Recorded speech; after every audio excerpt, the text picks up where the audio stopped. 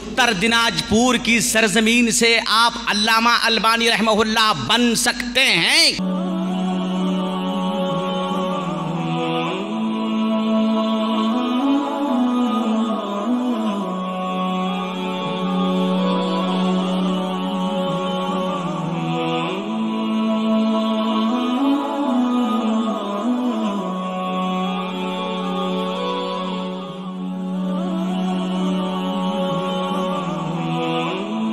আসসালামু আলাইকুম ওয়া রাহমাতুল্লাহি ওয়া বারাকাতুহু।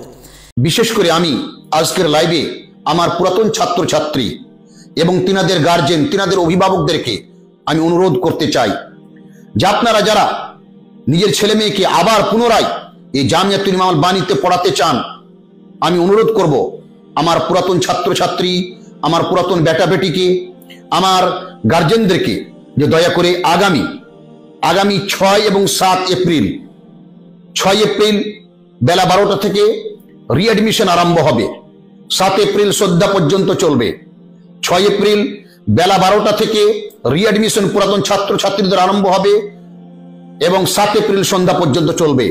আমি অনুরোধ করব পুরাতন ছাত্রছাত্রীকে, বেটারা বেটিরা আমার, তোমরা তোমাদের রিঅ্যাডমিশন অবশ্যই টাইমের মধ্যে সেরে নিবে।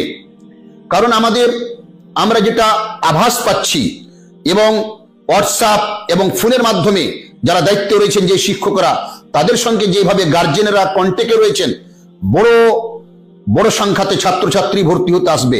যার কারণে আমরা প্রথম অবস্থায় আমাদের পুরনো ছাত্রছাত্রীকে সুযোগ দেব, তারপরে যেই সিটগুলো আমাদের বাঁচবে আমরা নতুনদেরকে জায়গা দেব। নতুন ছাত্রছাত্রীদের ভর্তির জন্য আমরা 2টি ডেট রেখেছি, 8 এপ্রিল এবং 9 এপ্রিল। আমি অনুরোধ করব সকল গার্জেনকে, যিনারা এই চেষ্টাতে আছেন জামিয়াতুল ইমাম আল-বানীতে আপনার ছেলের জন্য, আপনার মেয়ের জন্য সুযোগ নিতে চান, তাদেরকে অনুরোধ করব আগামী 8 এপ্রিল মঙ্গলবার সকাল 9টা পর্যন্ত জামিয়াতুল ইমাম আল-বানীর ক্যাম্পাসে পৌঁছবেন। সেখানে আপনার ছেলে মেয়ের পরীক্ষা হবে, রেজাল্ট হবে, তারপরে আমরা ভর্তির ব্যবস্থা করব। যিনারা আগে আসবেন, প্রথমে আসবেন, তিনাদেরকে আমরা অগ্রাধিকার দেওয়ার চেষ্টা করব। এটাও প্রকাশ করি আমাদের ব্যবস্থাপনা সীমিত, আমাদের বেড, আমাদের ব্যবস্থাপনা সীমিত। যার কারণে আমি অনুরোধ করব যিনারা আগে আসবেন তিনারা অগ্রাধিকার।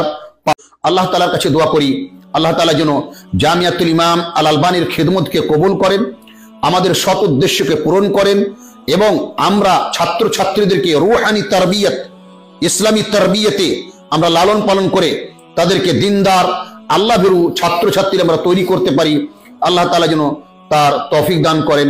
ওয়া জাযাকুমুল্লাহু খায়রা, বারাকাল্লাহু ফিকুম, আসসালামু আলাইকুম ওয়া রাহমাতুল্লাহ।